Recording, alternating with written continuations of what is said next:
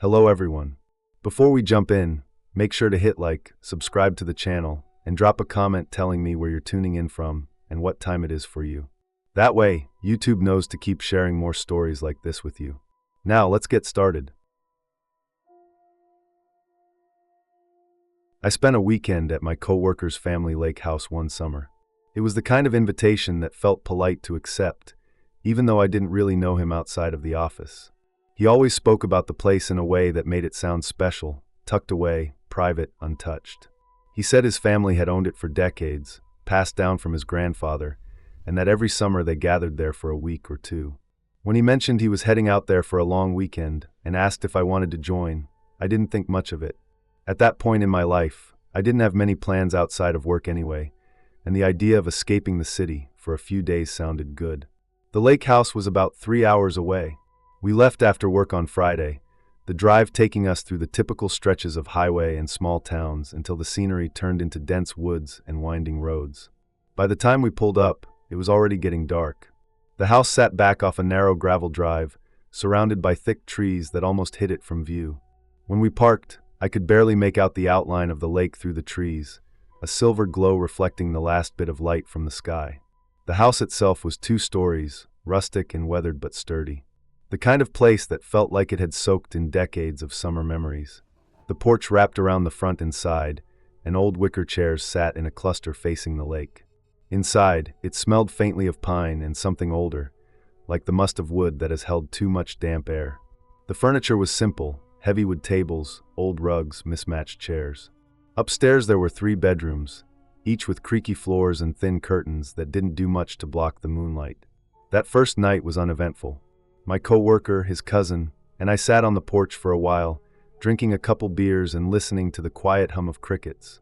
The lake was calm, almost unnaturally still, like a mirror spread out between the dark walls of trees. I remember thinking how quiet everything felt compared to the constant background noise of the city. Around midnight, we all turned in.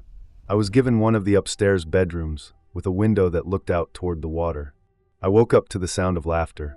At first, it was faint, just enough to tug me out of sleep. I thought it might have been part of a dream, but as I blinked awake, I realized it was real. Children laughing. Light, high-pitched, scattered voices carrying across the lake like an echo. I rolled over and looked at the clock on the nightstand. 2:17 a.m. The numbers glowed red in the dark. I got up and went to the window, pulling the curtain aside. The shoreline was visible in the moonlight, pale sand at the edge of the still water. But there was nothing there.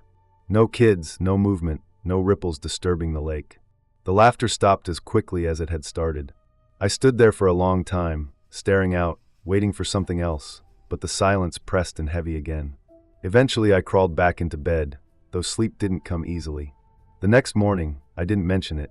It felt odd to bring up, like maybe I had imagined it or misheard something. We spent the day fishing off the dock, swimming, and cooking burgers on the porch. The lake stayed quiet, nothing unusual. By the time night came, I had almost convinced myself it really had been a dream. But the second night, it happened again. I woke up to the same laughter, sharp and clear, echoing over the lake. This time I knew I wasn't dreaming. The sound was louder than before, distinct.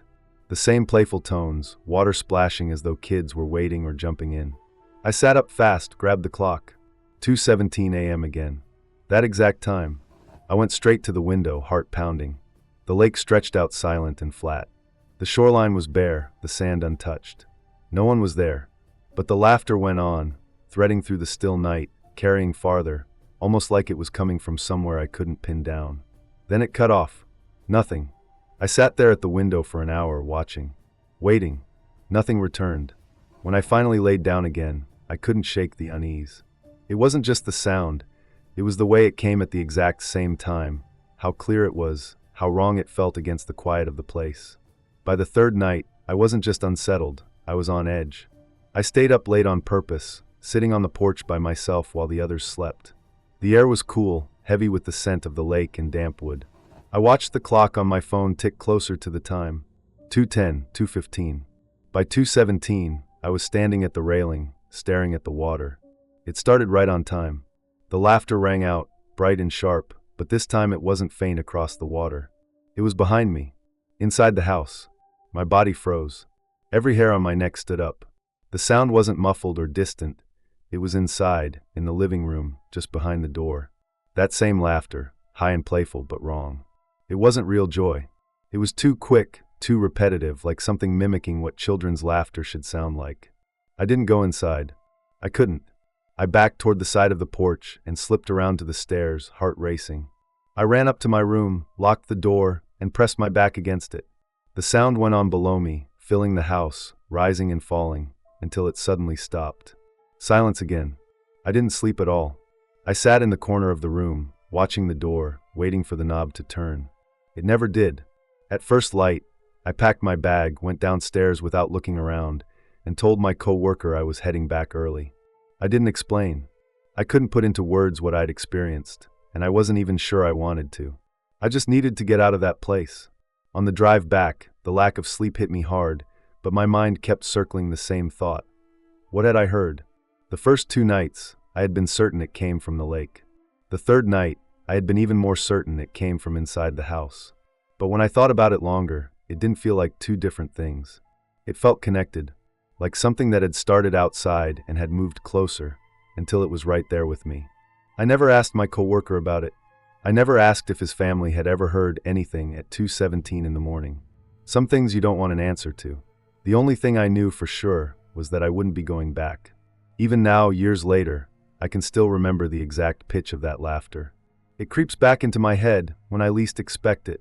I'll be lying in bed, almost asleep, and I'll hear the memory of it so clearly that I check the clock. And every time I do, I hold my breath until it changes to 2:18. Because as much as I've tried to explain it away, kids camping across the lake, sound carrying weirdly over water, my imagination, I can't explain the last night. I can't explain how something that started outside ended up inside. And I can't explain why it was always, without fail, at 2:17 a.m. I've told myself 100 reasons. Maybe the neighbors let their kids swim late at night. Maybe someone was messing with us, though I never found any footprints near the house or by the dock. Maybe lack of sleep made me mishear echoes. But deep down, the more I replay it, the less those answers hold. The truth is, I don't know what I heard. And maybe I don't want to. What I do know is that the sound of children laughing should never have felt that wrong. It should never have made me feel like I was being watched. And it should never have followed me into the house. That weekend at the lake house still sticks with me, sharper than most memories. I don't remember what we cooked on the grill or how many fish we caught, but I remember the time glowing red on the clock. I remember the stillness of the lake. And I remember that laughter, too clear, too precise, echoing long after it had stopped.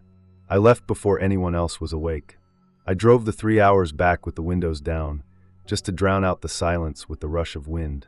When I pulled into my apartment lot, I sat in the car for a while, just breathing, grounding myself in the normal world again. I never went back to that lake. I never even drove near it again.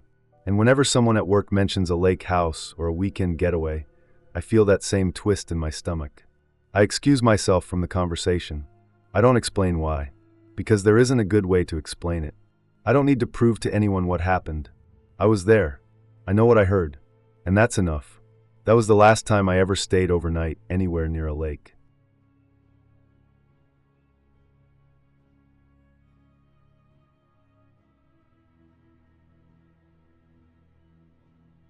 I rented the lake house because I thought it would be quiet.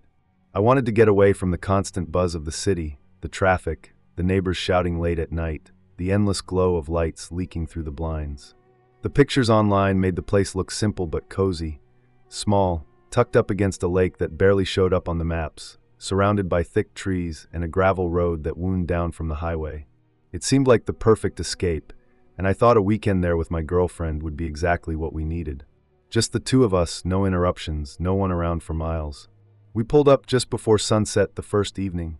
The road to get there had narrowed to the point where I wasn't sure if we'd taken a wrong turn. Grass brushed against the bottom of the car, branches scraped the sides.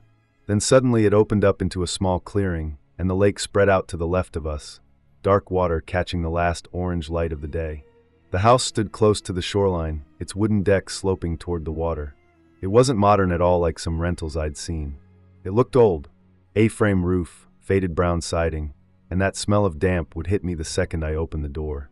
It was like stepping into a cabin that hadn't been aired out in years. The listing had said it was rustic. That was putting it lightly. Inside, The place was small but had everything we needed. A living room with sagging couches and wood paneling on the walls. A little kitchen that looked like it hadn't been updated since the 70s, appliances off-white and chipped. The floor creaked everywhere you stepped, boards shifting beneath the carpet. The smell of pine clung to everything, not fresh like a forest but damp, sour, like logs left out in the rain. It wasn't unbearable, just noticeable. I figured we'd get used to it. The hallway stretched down from the living room, with 3 doors, 2 bedrooms and a bathroom.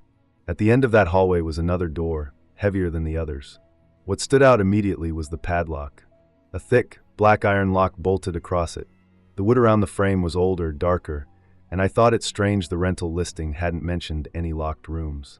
Usually owners would say something like storage area, not for guest use. But this one hadn't. I brushed it off. Lots of people locked closets or basements when they rented out property. Maybe it was just supplies. Still, something about it being at the very end of the hall gave it an unsettling weight, like the hallway didn't actually end but kept going, cut off only by that door. We unpacked. My girlfriend didn't seem bothered by the place at all. She laughed about the squeaky floorboards, made jokes about how the kitchen looked straight out of a retro catalog. We made dinner with groceries we brought, sat on the deck, listened to the water lapping against the dock. By nightfall, the trees on the far side of the lake had turned into a solid black wall. No lights, no cabins, nothing. Just us and the water and the forest. It was peaceful, but the kind of peaceful that made you notice every sound. A splash in the water, a crack in the woods, the groan of the house settling. That first night, I couldn't stop thinking about the locked door. It was like it pulled at me from down the hall. I told myself it was nothing, but I still found excuses to walk past it. I noticed how heavy the lock was, how the metal had left marks in the wood where it had been snapped shut countless times. The bottom edge of the door was scratched, not just lightly but worn down like something had scraped against it for years. That made me pause longer than I wanted to admit. My girlfriend brushed it off, said the owners probably had animals or junk stored in there. I tried to agree, but that didn't explain why it looked so worn. That night, as we lay in bed, I kept hearing the house creak. At first it was normal, old wood shifting with the cool air outside. But at one point, I swore I heard something faint, something softer than footsteps but more deliberate than settling wood. A shuffle, like fabric brushing against a floor. I held my breath, straining to listen, but the sound stopped. I thought maybe it was just my mind, tuned into the silence too much. Eventually, I fell asleep. The next morning was calm. Mist rolled off the lake, and everything smelled like wet earth. We made breakfast, sat on the deck, watched a pair of ducks swim by. I tried to shake off the uneasy feeling from the night before. All day, the house seemed less intimidating in daylight. We hiked around the lake, skipped stones, tried to fish with an old rod we found leaning against the deck. Nothing felt wrong. But as soon as the sun dropped, the house closed in again. The smell of damp wood grew stronger, the shadows stretched long across the hall, and my eyes kept drifting to that locked door. By the second night, curiosity started to get the better of me. Around 9 or so, after we'd eaten and were sitting around with nothing to do, I wandered down the hall. The padlock hung solid, unmoving. I pressed my ear against the wood, half expecting silence. But I swear, deep inside, I heard something. Not loud, faint. A dragging sound, slow, like something heavy being pulled across the floor. I froze there, ear against the grain, trying to convince myself I wasn't imagining it. My chest tightened. The sound went quiet. After a minute, I stepped back, telling myself it was the house. It had to be. I didn't say much that night, but as we lay in bed, I heard it again. This time from across the hall. A shuffle, then silence. Then again longer, like something was brushing along the floor. My girlfriend shifted beside me, but didn't wake. I stared at the ceiling, my ears straining so hard it hurt. I thought about getting up, but I couldn't move. I just lay there, counting every creak, every sound, until finally I drifted into uneasy sleep. When the sun came up, I felt drained, like I hadn't really slept at all. I dragged myself out of bed and shuffled down the hall. That's when I saw it. The bottom of the locked door was scratched worse than before. Fresh scratches, pale wood exposed. Splinters littered the hallway floor. Not old, not from years ago. New. My stomach dropped. Something, or someone, had clawed at that door during the night. I didn't need to hear another sound. I didn't care what was behind that door. Whatever curiosity, I'd had vanished the second I saw those splinters. I woke my girlfriend, and we started packing right away. I didn't even finish my coffee. The silence in that house while we stuffed our things back into our bags was unbearable. It felt like the air itself was listening. The lock on that door seemed louder than anything else, sitting there heavy, daring us to ask questions I didn't want answered. I didn't even look back when we left. We loaded the car, and by the time we hit the gravel road, I finally felt like I could breathe again. We cut the trip short without saying a word to the owner. I never asked what was in that locked room, and they never brought it up. I don't want to know. Maybe it was storage. Maybe it was something else. All I know is that fresh scratches don't make themselves, and that house wasn't as empty as it should have been.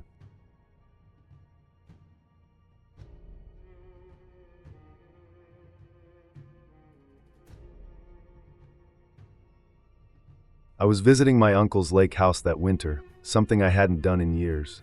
The place always had a stillness to it, but winter made it feel different. It was the kind of silence that pressed against your ears, the kind you noticed only when you stopped moving. Snow had piled high against the walls of the cabin, swallowing up the bottom few feet of the wood siding. The lake out front was frozen solid, a flat white sheet that stretched out until the trees swallowed the horizon. Even the dock, usually the centerpiece in the summer with boats tied up and kids jumping off the end, was buried halfway under drifts of snow, its boards warped and gray with frost. Inside the house, the heat from the wood stove made the air thick and dry. The smell of burning oak clung to everything. My uncle had lived out there for years, and he liked the isolation. He said winters were the best time because no one else stuck around, all the other cabins empty, the lake deserted. You could sit outside on the porch for hours without seeing another human being. That had sounded peaceful when he told me, but once I was actually there, the quiet carried a different weight. It made me restless. It made me notice things I wouldn't have paid attention to otherwise. The way the house creaked in the cold, the way the wind shifted the snow against the siding, the faint ticking of ice settling out on the lake. The first couple of nights were uneventful. I'd spend the day helping my uncle shovel paths, haul wood, and do small chores. By evening, we'd cook, eat, and then go our separate ways. He usually went to bed early, leaving me awake in the living room, stretched out on the old couch with a book and the steady glow of a lamp beside me. The big window looked out toward the lake, but with the snow piled so high and the frost creeping along the glass, it felt more like staring into a blank wall. That window had always unsettled me a little. During the day it was beautiful. You could see the water, the trees, and sometimes even eagles circling. But at night, with nothing but blackness behind it, it felt like sitting on display, like anyone or anything out there could see me perfectly while I saw nothing in return. It was on the third night that something happened. I remember it so clearly because it started out so normal. I was reading in the living room, the house quiet except for the occasional pop from the wood stove. My uncle had gone to bed hours earlier. The wind outside had died down, and the night felt still. I turned a page, adjusted the blanket over my legs, and then heard it, 3 faint taps against the window. At first, I didn't think much of it. Ice had been shifting and cracking off the roof all day. The sun would soften it just enough to loosen chunks, and then it would refreeze and drop when the air got cold again. But after a few seconds, it came again. Tap, tap, tap. Same rhythm, same spacing. Deliberate. I froze with my eyes locked on the window. For a moment, I thought it was just my imagination, some trick of nerves from sitting alone too long in that silent cabin. But then it happened a third time. I pulled back the curtain. What I saw made my stomach twist. A face, pale and close, was pressed against the glass. The nose and cheek flattened, the eyes wide and fixed. For a split second, I couldn't even process what I was seeing. The glass fogged faintly as if breath was steaming it from the outside, but the cold should have made that impossible. My body reacted before my mind caught up. I stumbled back from the window, nearly tripping over the coffee table. I shouted for my uncle, my voice cracking with panic. By the time he came running down the hall, I was pointing at the window, my heart pounding so hard it hurt. He didn't waste time questioning me. He threw on his boots, grabbed the flashlight by the door, and went outside. I followed, fumbling with my jacket and trying to keep up. When we stepped onto the porch, the cold hit me like a slap. The air burned in my lungs, sharp and dry. The beam from the flashlight cut across the snow, harsh and bright against the smooth surface. And that was the thing, smooth. The snow lay untouched all the way up to the base of the window. No prints, no trails, no sign of anything having stood there. The pale face I'd seen should have left some trace. The snow was deep, easily past my knees when I stepped off the porch, but there was nothing. Just a flat, undisturbed sheet stretching out toward the trees and the frozen lake. I remember circling the house, scanning every corner, but the snow was perfect, unbroken. The only tracks out there were our own. My uncle muttered something under his breath, but I barely heard him. My mind kept replaying that image of the face pressed to the glass, the sharpness of its features, the wide, unblinking eyes. It hadn't been a trick of light. I knew what I'd seen. We eventually went back inside. The heat from the stove hit me hard after being outside, but it didn't chase off the chill that had settled in me. I didn't sit back down on the couch. I couldn't even look at the window without feeling sick. I barely slept that night. Every creak of the house made me twitch. The next morning, I tried to convince myself I had imagined it, that maybe the frost and shadows had played a trick on me. But when I walked past the window again in daylight, I saw faint streaks on the glass, smudges that hadn't been there before. They were at the height a person's face would be, thin trails that looked like something had pressed against it and left moisture behind before freezing. That detail sank into me deeper than anything else. The rest of the trip, I couldn't relax. Every evening, as soon as the light outside started to fade, I felt the same tension return, the same tightness in my chest. My uncle didn't bring it up again, but I noticed he started checking the locks more carefully, making sure the heavy curtains were drawn tight. We didn't linger in the living room the way we had before. When I finally left the lake house and went back to the city, I thought the feeling would fade. But even now, when I see frost creeping over a window, I remember that face, pale, pressed close, watching from the other side of the glass. I never figured out who it was, how they got there, or why there were no prints in the snow. All I know is that someone had been standing there that night, staring in at me, and I'll never shake the thought that they wanted me to notice.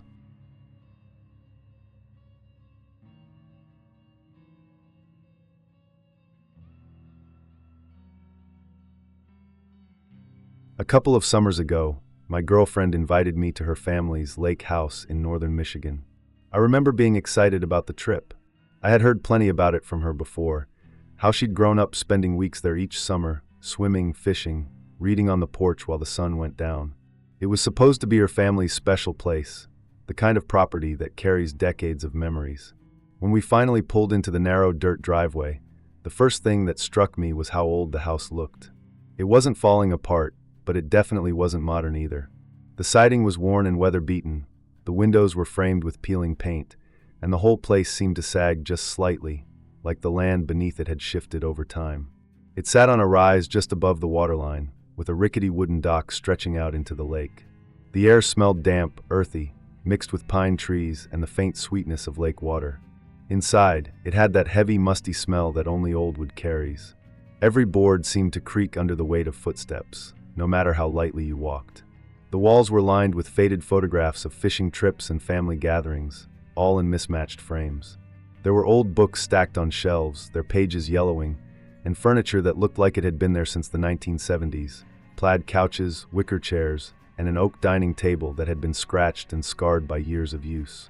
The first night, while I was exploring upstairs, I noticed something strange.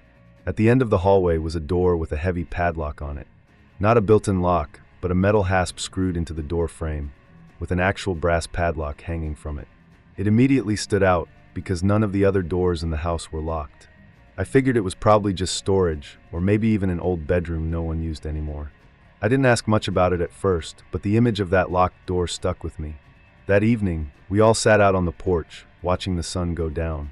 The lake turned orange and gold in the fading light, the surface calm except for the occasional ripple of a fish jumping.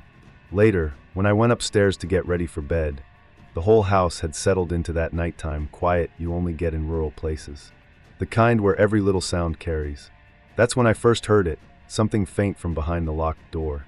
It sounded like a piece of furniture scraping across the floor. At first, I thought maybe it was just the house settling or the wind pushing against the old siding. But when I pressed my ear to the door, I was sure I heard movement. I stood there longer than I should have, listening. There was nothing for a while, and I almost convinced myself I'd imagined it, but then came another sound. Slow, subtle, like weight shifting across the wooden floorboards inside. My skin prickled, and I backed away, trying to shake it off. I didn't want to embarrass myself by being paranoid in someone else's family house. That night, lying in bed, I couldn't stop thinking about it. The walls were thin, and I could hear the gentle lapping of the lake outside, the occasional call of a loon echoing in the distance. But beneath all that, I swore I heard something upstairs, faint scuffing, like someone was dragging their feet inside that locked room. The second night, things escalated. I woke up around 3 in the morning to a noise, so sharp it cut through my half-asleep haze instantly. The rattling of metal. It took me a second to realize what it was, the padlock. The door at the end of the hall was shaking hard, like someone on the other side was pulling at it, testing it, yanking on it with force. The sound of the hasp straining against the frame made my stomach clench. I couldn't move. I just lay there in the dark, staring at the ceiling, my heart thudding so hard I could hear it in my ears. The rattling kept going, steady, deliberate, like whoever or whatever was trying to get out wasn't in a hurry. It wasn't a frantic sound, but controlled, insistent. It went on for what felt like forever, though it was probably less than a minute, and then it stopped. Just silence. I didn't sleep much after that. I kept replaying it in my head, trying to come up with rational explanations. Old houses make noises. Maybe the padlock wasn't as secure as I thought, and it was just wind pressure on the door. Maybe some rodent had gotten trapped inside years ago, though the force of that rattling didn't match something small. The next morning, I finally worked up the nerve to bring it up casually over breakfast. Her dad didn't laugh, didn't shrug it off, didn't even look annoyed. He just got quiet. Then in a low voice he said, "That's why we keep it locked. Just ignore it." His tone wasn't joking. He didn't offer anything else. That short reply sat heavier with me than if he'd given me a full explanation. After that, I couldn't relax in the house.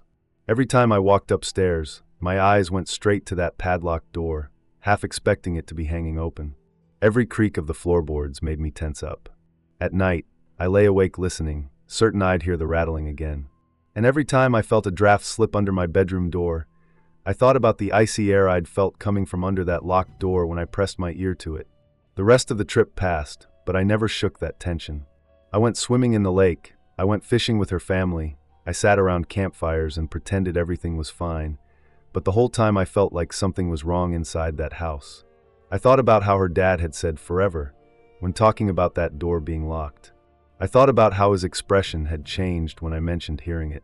I thought about how casually he'd told me to ignore something that clearly wasn't normal. On the last night, I didn't sleep at all. I lay there in bed, staring at the ceiling, waiting. I didn't hear rattling this time, but I did hear footsteps. Slow, measured, moving across the upstairs hall. They stopped outside my room for a moment. I could hear the boards groan under the weight. Then they continued on, toward the locked door. For a while, there was nothing. Then a faint sound again, like something inside had shifted closer to the door. By morning, I'd made up my mind. I wasn't staying another night. When we packed up and left later that day, I didn't look back at the house. I never asked her family what was in that room. I never wanted to. It wasn't my house, and whatever history it carried wasn't mine to dig into. But even now, years later, I still think about that lake house sometimes, especially when I'm in a quiet place at night. I think about the locked door, the cold draft, the rattling padlock in the dark. And I know with absolute certainty that something was behind that door. Something real. Not a ghost, not a story. Something her family knew about, something they'd decided to lock away and live with. And I don't think I'll ever understand how they managed it. For me, once was enough. I never went back, and I don't plan to.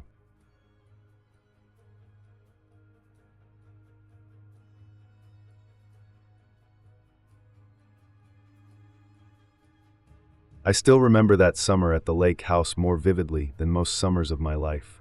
The air there carried a weight I can't forget, a kind of damp silence that hung just above the water in the mornings, wrapping itself around the trees and the porch where I liked to sit. The house itself was tucked far from town, deeper into the woods than I thought we'd go, down a long gravel road that seemed to grow narrower the farther we drove. By the time we got there, dust coated the car, and we all stepped out into a world that felt so far away from people it might as well have been another country.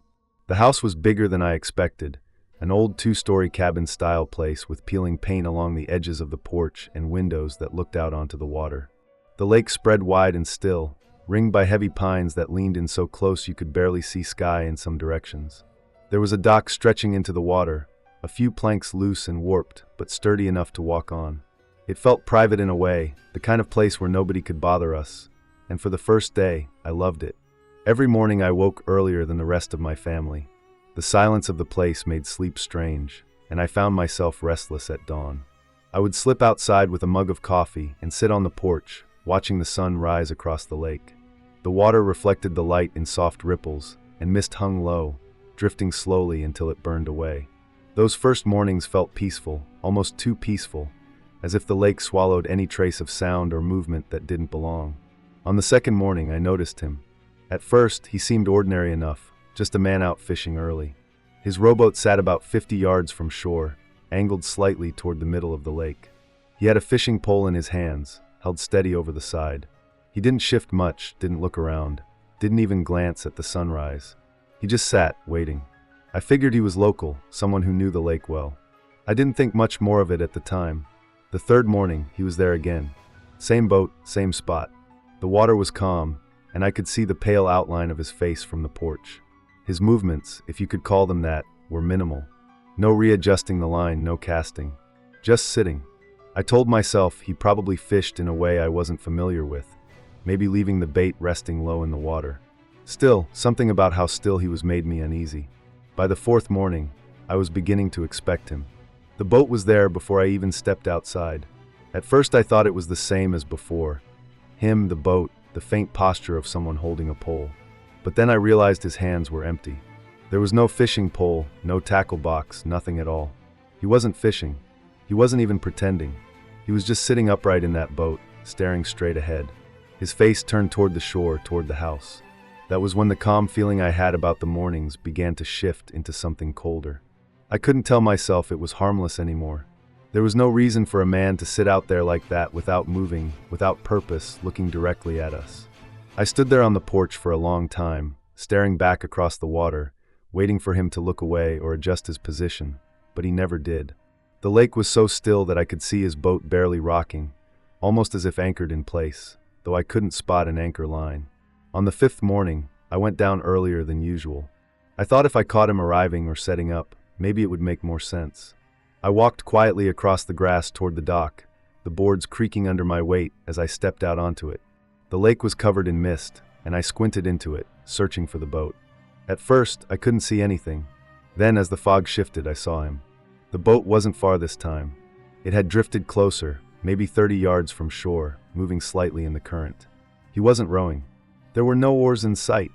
The boat just drifted slowly, unnaturally, almost like it had been pushed forward by something unseen. And the man was still, his face pointed toward me. I froze there, standing on the dock. My hands felt clammy against the wood railing. The hair on the back of my neck rose. I couldn't make out all his features clearly through the mist, but I could tell his eyes were fixed on me. I backed away slowly, my heart pounding harder the farther I got from the water. By the time I reached the porch again, I turned to look back, but the boat was gone. The surface of the lake was empty, smooth, and calm, as though it had never been there. When I tried to explain it to myself, I thought maybe I had imagined how close it had been. Maybe the mist had distorted the distance. Maybe he'd rowed away when I wasn't looking. But deep down, I knew what I saw. There had been no oars, no motion, no sound of paddling. Just drifting, closer and closer, with him staring right at me. I didn't tell my family. They were busy with their own routines, swimming in the afternoons, cooking dinners together, playing cards at night. I didn't want to sound paranoid, and besides, they hadn't seen him. Every morning after that, I noticed he never appeared when others were around. It was always just me. And then at night, the dreams started. They were the same every time. I would be standing on the dock, looking out into the water. The mist would part, and there he would be, sitting in that rowboat, silent, unblinking, his face expressionless as he stared back at me. No words, no sound, just that fixed gaze. I would wake up drenched in sweat, my chest tight, the image of his pale face burned into my mind. The more the dreams came, the more I dreaded sleeping. I would lie awake, listening to the faint sounds of the lake outside, the lap of water against the shore, the occasional creak of wood in the house. Sometimes, I swore I could hear something softer, like the faint brush of a boat against water, but when I looked out the window, the lake was empty. By the last week of our stay, I had stopped going to the porch in the mornings. I couldn't bring myself to watch the sunrise anymore. The thought of seeing him again made my stomach turn. Instead, I stayed inside, pacing, trying to distract myself with books or chores. My family teased me for sleeping in, not knowing the truth of why I avoided the mornings. On our final morning, I woke before everyone again. Despite everything, curiosity pulled at me. I went to the window of my room and peered out across the lake. The sun was just beginning to rise, painting the water in pale orange. For a moment, the surface looked empty. Then in the distance I saw it. The boat. Farther out this time, near the center of the lake. He was there, still as ever, facing my direction. But this time, I noticed something different. The boat sat lower in the water than before, almost sinking at the edges, as though it were weighed down. His posture didn't change, but I could see the faint slant of his shoulders, like he had been sitting there far too long. The sight chilled me in a way nothing else had. It looked less like a man fishing, and more like something left behind, drifting endlessly, half-submerged. That image stayed with me long after we left the lake house. I never told my family about him, not fully. What could I say? That a stranger in a boat had stared at me every morning without moving, without speaking, until I was half mad with fear? It didn't sound real, even though I knew it was. Over time, I pieced together what I thought must have happened. That lake was old and remote. People said drownings weren't uncommon in places like that, boats tipping, swimmers misjudging the depth. Maybe the man I saw wasn't there to watch me at all. Maybe he was just some local who had gone out fishing one morning and never come back, his boat drifting loose across the water. Maybe by the time I saw him, he had already been dead, sitting slumped in his boat as it carried him wherever the current took it. That would explain the stillness, the silence, the way the boat always seemed to drift without oars. It would explain why he never fished, why he never moved, why nobody else ever seemed to see him. And maybe that's why the dreams came. Not because of anything supernatural, but because my mind couldn't let go of the sight of him, alone, adrift, watching, or maybe not watching at all. Even now, years later, when I wake early and see mist rising over a body of water, I feel that same unease crawl up my spine. I think of the lake house, of those mornings, of the boat drifting closer to shore. I remind myself it was real, that I didn't imagine it. And I know, without any doubt, that some images never leave you. That summer gave me one I will carry for the rest of my life. A man in a boat, silent and still, drifting toward me across the water, with eyes that never blinked.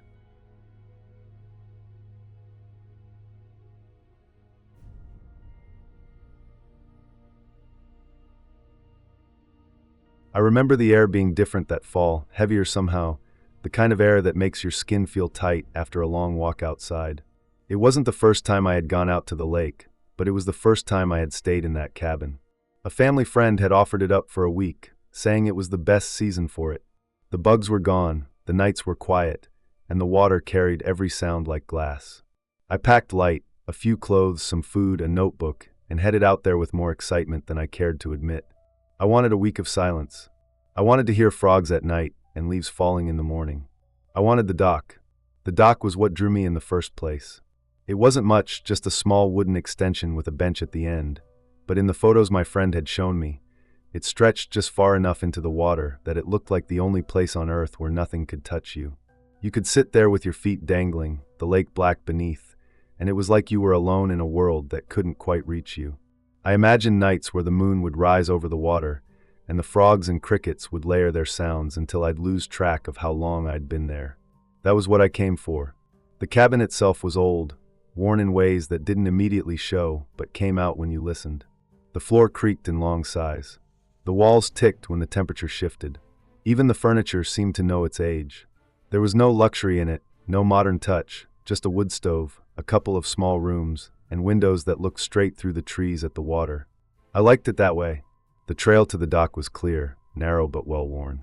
It wound through a patch of maples and oaks, their leaves turning all shades of fire, and then broke onto the open bank where the dock jutted out. The first time I walked it, I took my time, running my hands along the trunks, kicking through leaves, breathing in the smell of rot and earth that only came in October.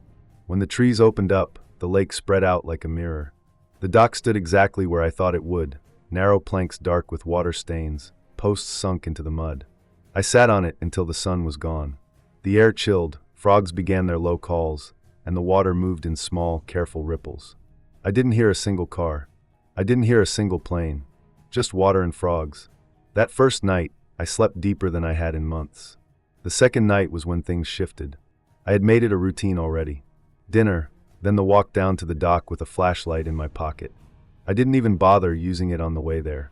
The trail was clear enough in the moonlight, and I liked the way the woods felt in the dark, like they were holding something back but letting me pass anyway. I knew where the lake opened up, I could already hear the frogs.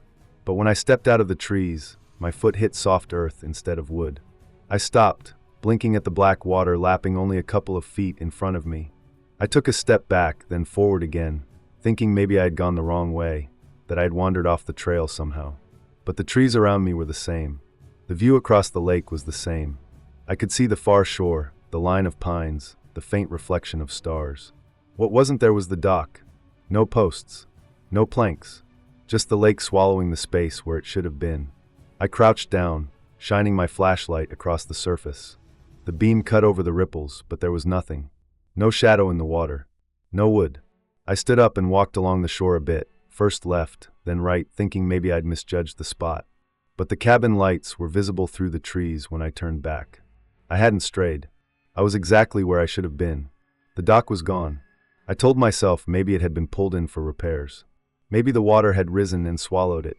I stood there a long while though, listening to the frogs, and it didn't feel like that. It felt like something was missing, like a tooth gone from your mouth, the space left behind too neat, too exact. I went back to the cabin uneasy. I didn't sleep as well that night. The next morning I tried again. I walked the trail with the sun coming up, light pouring through the red and orange leaves. When I stepped out of the trees, there it was. The dock stood right where it had been on my first night. The wood was wet, glistening as though it had just been pulled from the water, drops still clinging to the planks. I touched it, ran my hand along it, and felt solid, damp wood. It was there, real. I walked the length of it, sat at the end, stared at the water. Nothing explained what I had seen the night before. Nothing explained how it could vanish and then return, as if nothing had happened. I tried to put it out of my mind. I told myself maybe I had been tired, maybe the light had played tricks on me, maybe I had turned off the trail without realizing. I spent that day hiking the ridges, filling the hours so I wouldn't linger too long on the thought of it, but I couldn't help going back the next night. I followed the trail with my flashlight this time, beam steady, steps careful. The sound of frogs grew louder as I got closer, the smell of the lake rising up. I stepped through the trees, and again there was only water. The dock was gone. I stood frozen, my breath clouding in the cold air. This time I knew I wasn't lost. This time I knew I wasn't mistaken. The trail had led me to the same spot. The view across the lake was identical. The only thing missing was the dock. I stayed there for a long while, listening, watching, waiting. The frogs called. The water lapped, but nothing moved. The next morning it was back again. The same wet sheen on the boards. The same look as though it had been submerged and then set back into place. It went on like that. Every night the dock vanished. Every morning it returned. Always damp. Always glistening. I started studying it. I looked at the ground around the posts, at the waterline, at the planks. I found no sign that it had been dragged in or out, no marks in the mud, no loose nails, nothing. It was whole, as if it had never moved. But at night, it was always gone. I tried staying up, waiting by the window where I could see the trail. I thought maybe I'd catch something, someone moving it, some trick being played. But the woods stayed still, and when I finally gave in and walked down in the dark, the dock was gone again. It wasn't fear at first. It was confusion, deep confusion that gnawed at me in ways I couldn't shake. I started to dread the walk down the trail. I started to dread the sight of the water without the dock. And yet, I couldn't stop myself from checking. Every night I went. Every night, I saw the same empty water. By the fourth night, the unease had turned to something sharper. I felt watched when I stood at the shore, as if the water itself was holding its breath. I never saw anything move, never heard more than frogs and the occasional splash of a fish, but the stillness pressed and heavy. The mornings weren't better. Seeing the dock back again, wet and perfect, made me feel sick. I stopped sitting on it. I stopped touching it. I only stood at the edge of the trail, staring, wondering how something so solid could vanish and return without a trace. I left the cabin 2 days earlier than planned. I didn't tell my friend exactly why. I just said I needed to get back. Weeks later, I tried to laugh about it. I told myself I had been overtired, that maybe the water level had played tricks, that maybe fog or shadow had hidden the dock. But deep down I knew. I had stood at the same spot, night after night, and seen nothing but black water where solid wood should have been. And the worst part wasn't the nights. The worst part was the mornings when the dock stood wet and glistening, as though it had been somewhere else, deep under the water, and only just climbed back up to meet me. I haven't been back since.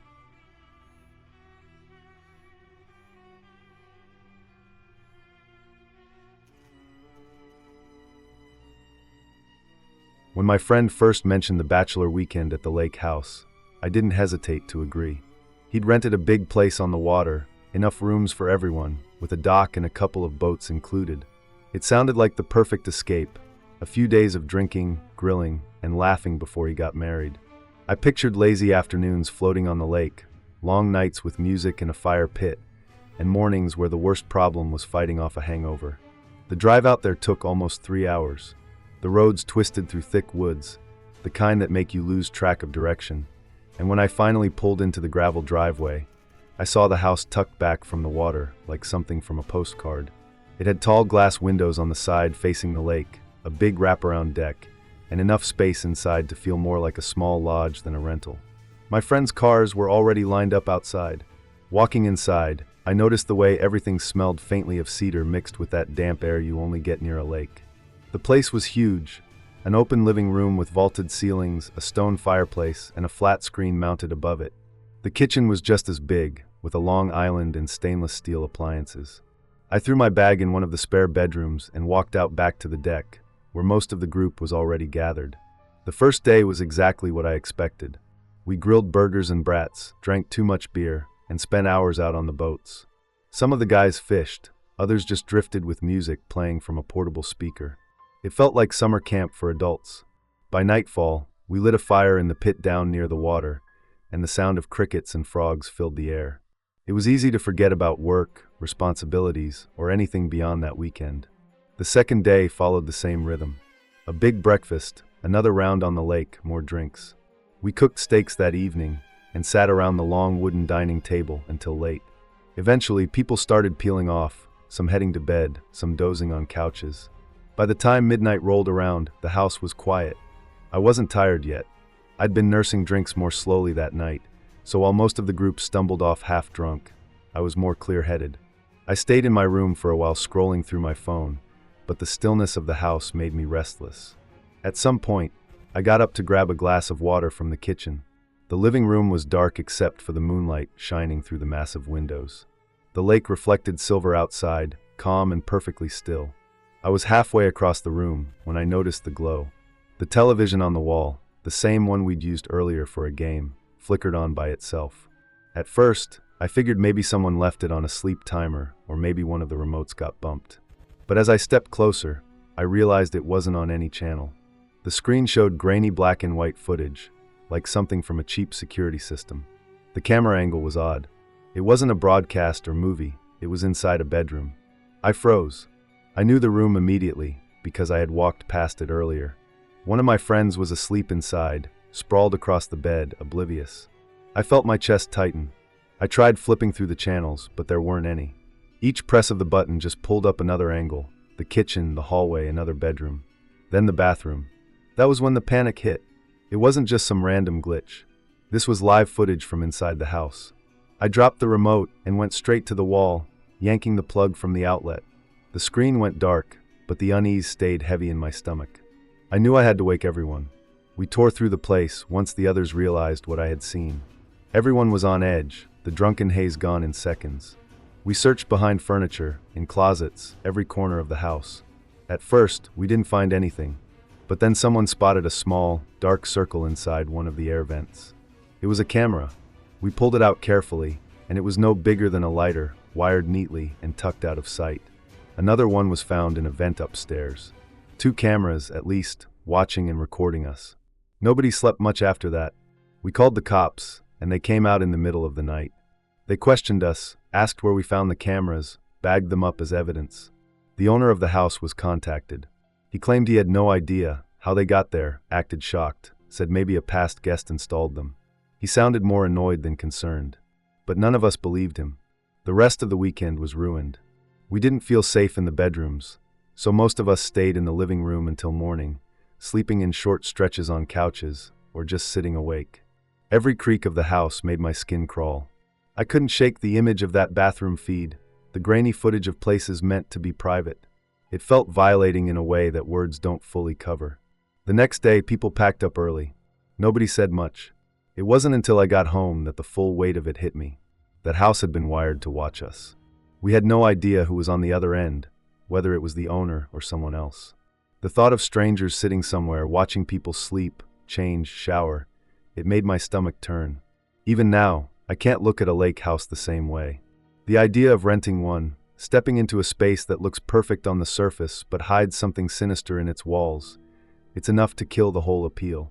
Every time I think about that trip, I see the flicker of the television in the dark, the way the footage shifted from room to room, and I remember how small those cameras were, tucked away so carefully, meant never to be found.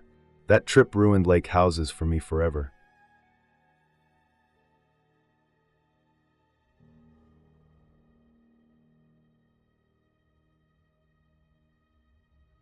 I still remember the heat that day, the way the air seemed heavy and sticky, even as the sun started to sink lower toward the tree line. We had gathered at the lake house for a summer party, the kind of gathering that always drew too many people for the size of the place. The deck groaned under the weight of coolers, lawn chairs, and laughing bodies. Music carried out over the water, and the smell of sunscreen, charcoal smoke, and spilled beer mixed with the faint earthy scent of the lake itself. By late afternoon, most of us had drifted down to the shore. The lake was smooth, the surface catching the orange and pink of the sinking sun like glass.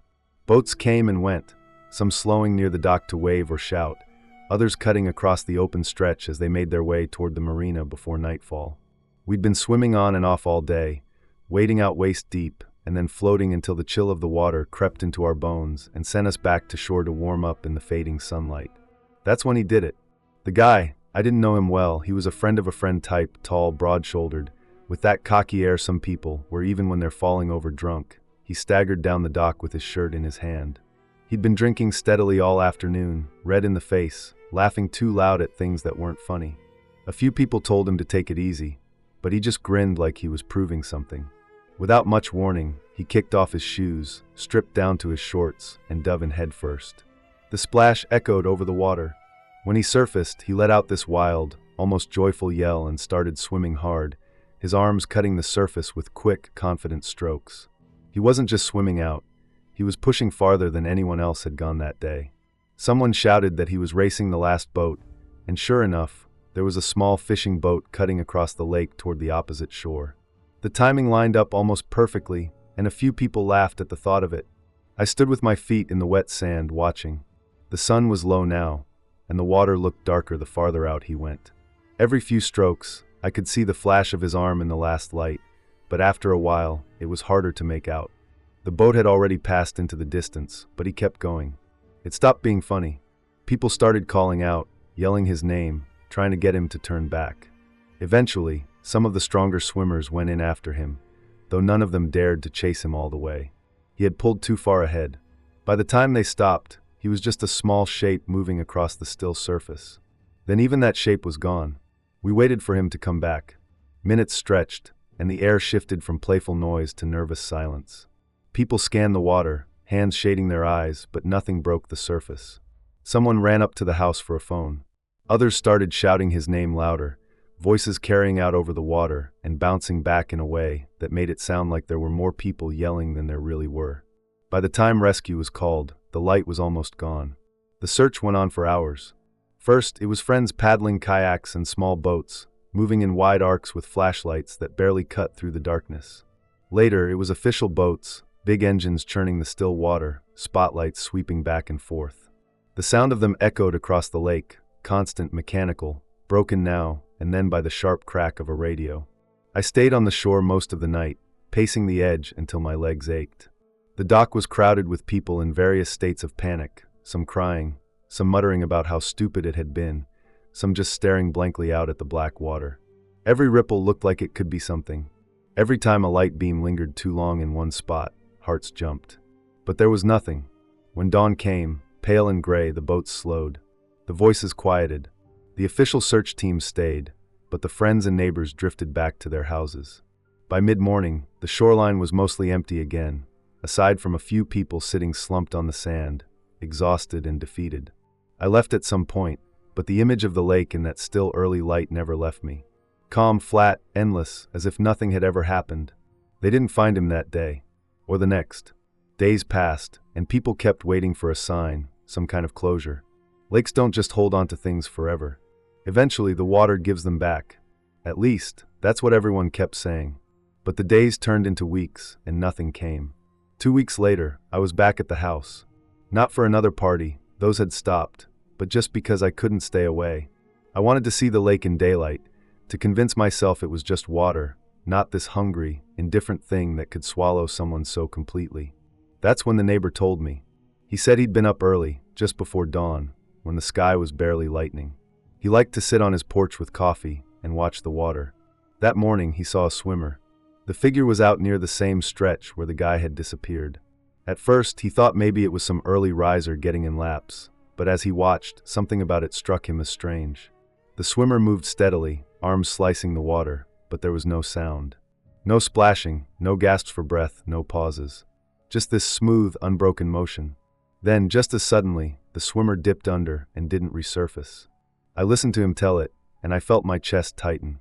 I wanted to dismiss it, to call it some trick of the light, but the detail stuck with me, the silence. I kept picturing that figure cutting across the lake without a sound, the same way I had last seen him. Arms flashing against the dark surface, moving farther and farther out until he was gone. For weeks after, I couldn't stop replaying it in my head. Every time I stood on the dock, I stared out at the water, half expecting to see that smooth line of motion again. I never did, but I also never felt at ease there again. Eventually, the lake gave nothing back. No body, no clothes, no trace at all. People stopped talking about it, like silence could erase the memory. But not for me. For me, that image is permanent. That last look of him in the water, the laughter in his voice as he pushed farther than he should have, and the quiet retelling of a neighbor who swore he saw him again, gliding across the lake before dawn, silent as the water itself. I don't know what he saw. Maybe it was a trick of light. Maybe his tired eyes turned waves into a figure. But I know what I felt standing there that night, watching someone disappear without a sound. And sometimes late at night when the lake is still and the sky is dark, I swear I hear it again. That same faint rhythm, like arms breaking water far out in the distance. Not loud enough to be certain, but just enough to know that somewhere under that surface, the lake is still holding on.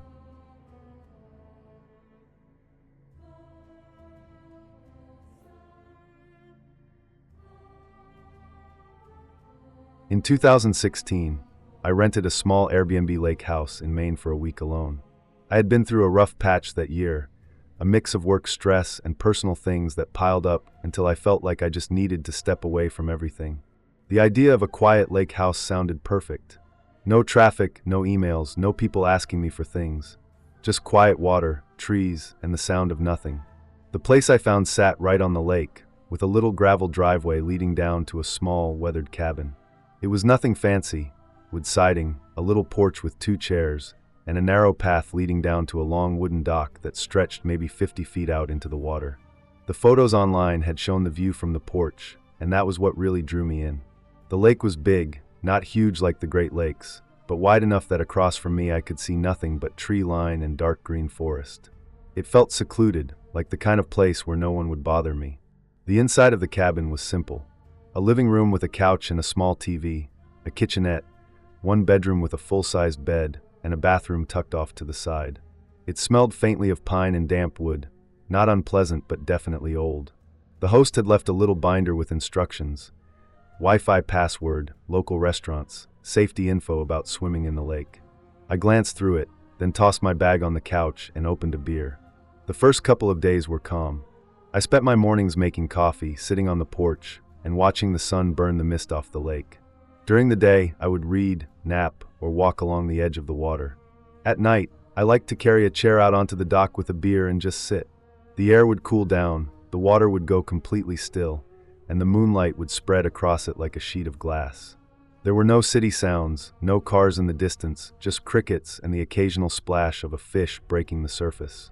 On the 4th night, around midnight, I was sitting at the end of the dock with a half-empty bottle in my hand.